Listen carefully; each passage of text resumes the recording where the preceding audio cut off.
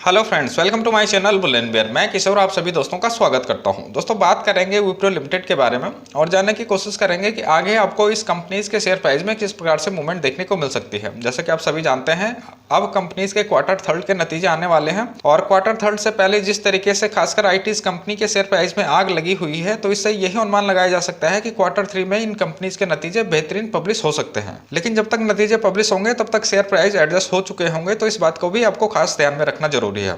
तो दोस्तों, इस वीडियो में हम बात करेंगे विप्रो में अगर तेजी बनी रहती है तो कौन से इसके नेक्स्ट टारगेट लेवल हो सकते हैं, और अगर मार्केट में गिरावट आती है तो कौन से लेवल हो सकते हैं जहां पर विप्रो लिमिटेड को सपोर्ट मिल सकता है। इसके सपोर्ट और रेजिस्टेंस लेवल को फाइंड आउट करेंगे।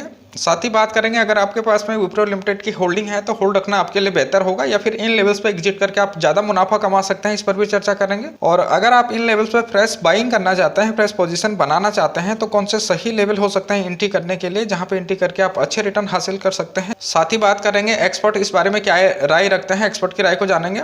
और इसके अलावा बात करेंगे इसके सितंबर क्वार्टर के रिजल्ट की, सितंबर क्वार्टर में इसके शेयर होल्डिंग पैटर्न में हुए बदलावों की। इसके साथ साथ बात करेंगे इसकी रिटर्न हिस्ट्री की। और अगर आप इंट्राडे प्लेयर हैं और अगर आप विप्रो लिमिटेड में इंट्राडे प्ले करते हैं तो हफ्ते के जो बचे हुए ट्रेडिंग सेशन है इसमें आपको कौन से टारगेट प्राइस देखने को मिल सकता है, इस पर भी चर्चा करेंगे। तो दोस्तों, कम समय में ज्यादा इंफॉर्मेशन आप तक पहुंचाने का प्रयास रहेगा, तो वीडियो में आप अंत तक बने रहें। और अभी तक भी अगर आपने चैनल को सब्सक्राइब नहीं किया है तो प्लीज सब्सक्राइब करके सपोर्ट जरूर कीजिए।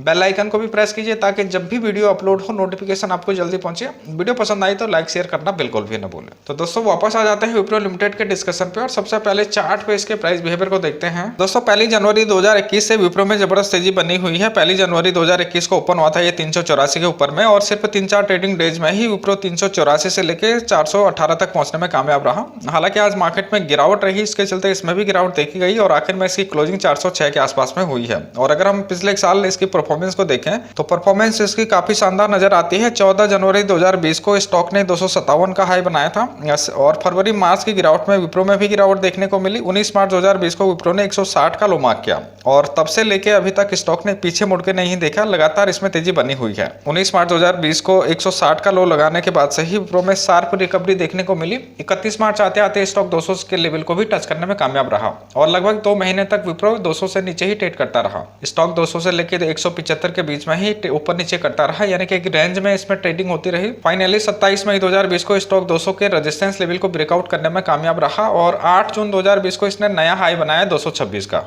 यहाँ पर लगभग 1 महीने से भी ज्यादा टाइम तक स्टॉक 226 के नीचे ही ट्रेड करता रहा। फाइनली 15 जुलाई 2020 को स्टॉक ने भारी गैप अप ओपनिंग हुई स्टॉक में और इसने 226 के रेजिस्टेंस लेवल को ब्रेकआउट किया। 31 जुलाई आते आते स्टॉक 290 के लेवल को टच करने में कामयाब रहा। यहाँ पर भी लगभग 40 दिनों तक स्टॉक कंसोलिडेट करता हुआ नजर आया और 11 सितंबर को स्टॉक ने 290 के रेजिस्टेंस लेवल को भी ब्रेकआउट कर दिया। 13 अक्टूबर को 380 का नया हाई बनाया। यहाँ से स्टॉक में गिरावट रही और 29 अक्टूबर को विप्रो ने 330 का लो मार्क किया और यहाँ पर भी स्टॉक 2 महीने तक कंसोलिडेट करता नजर आया, कंसोलिडेशन फेज में रहा और 23 दिसंबर को स्टॉक ने 380 के रेजिस्टेंस लेवल को भी ब्रेकआउट कर दिया और अभी की अगर हम बात करें तो 406 के आसपास में स्टॉक ट्रेड कर रहा है। तो दोस्तों, बात करते हैं विप्रो में कहां तक तेजी बनी रह सकती है या फिर किन लेवल्स पे स्टॉक को रेजिस्टेंस फेस करना पड़ सकता है या नेक्स्ट टारगेट लेवल इसके कौन से हो सकते हैं। तो स्टॉक यहाँ पे अपने ऑल टाइम हाई पे है, कोई भी हिस्ट्री यहाँ पे मौजूद नहीं है, फिर भी अपसाइड में 10-12% की मूवमेंट देखी जा सकती है। तो इस हिसाब से अगर देखें तो जल्दी 450 और 460 तक स्टॉक पहुंच सकता है। बात करें इसके सपोर्ट लेवल की, स्टॉक अभी अपने ऑल टाइम हाई पे है और मार्केट भी अपने ऑल टाइम हाई पे है, तो गिरावट की संभावना से इनकार नहीं किया जा सकता है। गिरावट की कंडीशन में 380 का लेवल काफी इंपॉर्टेंट लेवल होगा,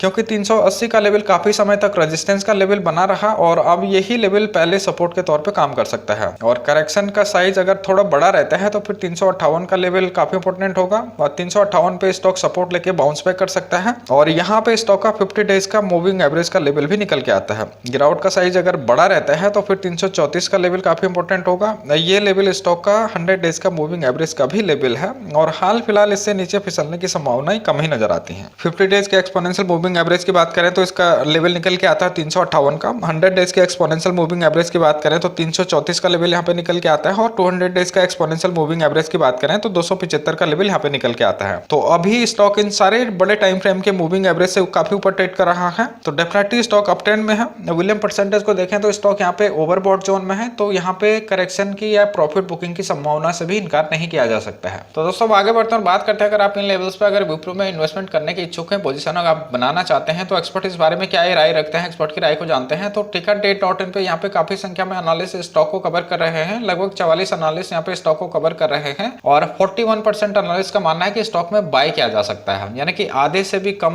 एनालिस्ट मानते हैं कि स्टॉक में बाय किया जा सकता है। अगर हम इसके इन्वेस्टमेंट चेकलिस्ट की देखते हैं तो 5 में से 3 पैरामीटर यहाँ पे रेड सिग्नल देते हैं, 2 पैरामीटर यहाँ पे ग्रीन सिग्नल देते हैं। इंटेंसिक वैल्यू की बात करें तो जो भी प्राइस चल रहा है वो इंटेंसिक वैल्यू से ज्यादा चल रहा है। रिटर्न वर्सेज एफटी रेट की बात करें तो स्टॉक एफटी से ज्यादा रिटर्न देने में सक्षम है। डिविडेंड रिटर्न की बात करें तो स्टॉक अच्छा डिविडेंड ऑफर नहीं करता है। एंट्री पॉइंट की बात करें तो यहाँ पे अच्छा टाइम नहीं बताया जा रहा है क्योंकि स्टॉक यहाँ पे ओवरबॉट हो चुका है। नो रेड फ्लैग का सिग्नल यहाँ पे ग्रीन है। तो अगर आप इन्वेस्टमेंट चेकलिस्ट की माने और एनालिस्ट रेटिंग की माने तो स्टॉक बाय करने के लिए ज्यादा अच्छा यहाँ पे नहीं देखा जा रहा है। अब एक नजर इसके रिटर्न हिस्ट्री पे डालते हैं और देखते हैं कि बीते समय में इन्वेस्टर को किस तरीके से इसने रिटर्न बना के दिए हैं। तो अगर हम मैक्सिमम टाइम की बात करें यानी कि जनवरी 2000 से देखें तो लगभग 397% के रिटर्न दे चुका है विप्रो। पिछले 5 सालों की बात करें तो यहाँ पे 95.18% के रिटर्न है, पॉजिटिव रिटर्न है। अगर हम पिछले एक साल के रिटर्न की बात करते हैं तो यहाँ पे भी 61.13% के रिटर्न है, काफी अच्छे रिटर्न कहे जा सकते हैं। अगर हम पिछले एक महीने की बात करें तो यहाँ पे 12.79% के रिटर्न है और पिछले हफ्ते की अगर हम बात करते हैं तो यहाँ पे 5.73% के रिटर्न है। और अगर हम आज की बात करें तो आज भी यहाँ पे 0.02% के पॉजिटिव रिटर्न है। तो रिटर्न हिस्ट्री इसकी काफी बेहतरीन नजर आती है। अब आगे बढ़ते हैं, बात करते हैं इसके सितंबर क्वार्टर के रिजल्ट की। तो सितंबर क्वार्टर में इसके रेवेन्यू में भी और नेट प्रॉफिट में भी जंप देखने को मिला है। सितंबर क्वार्टर में रेवेन्यू यहाँ पे 12,250.40 करोड़ का यहाँ पे जनरेट किया गया था, जिसमें से कि नेट प्रॉफिट हुआ था 2,244 करोड़ का। जून क्वार्टर में अगर हम देखते हैं तो टोटल रेवेन्यू यहाँ पे 12,192.90 करोड़ का था, जिसमें से कि नेट प्रॉफिट हुआ था 2,192.60% का। फाइनेंशियल ईयर 19-20 की बात करें तो टोटल रेवेन्यू यहाँ पे 50,407.00 करोड़ का था, जिसमें से कि नेट प्रॉफिट हुआ था 8,680.70 करोड़ का। तो ओवरऑल अगर आप सितंबर क्वार्टर में देखें तो रिजल्ट इसके बेहतरीन ही देखने को मिलते हैं। अब एक नजर इसके शेयर होल्डिंग पैटर्न पे डालते हैं। तो जो प्रमोटर की होल्डिंग है यहाँ पे 74.02% की है और पब्लिक के पास में यहाँ पे 25.60% की होल्डिंग है, जिसमें से कि नॉन इंस्टीट्यूशनल इन्वेस्टर के पास में 11.11% की होल्डिंग है। इंश्योरेंस कंपनीज के पास में यहाँ पे 3.88% की होल्डिंग है और एफआईज के पास में यहाँ पे 8.39% की होल्डिंग है। तो मैच्योरिटी शेयर होल्डिंग यहाँ पे प्रमोटर के पास में है, प्रमोटर के पास में यहाँ पे 72.01% की होल्डिंग है। अब इस क्वार्टर में शेयर होल्डिंग पैटर्न में चेंजिंग की बात करें तो प्रमोटर की होल्डिंग में यहाँ पे कोई भी चेंज नहीं हुआ है।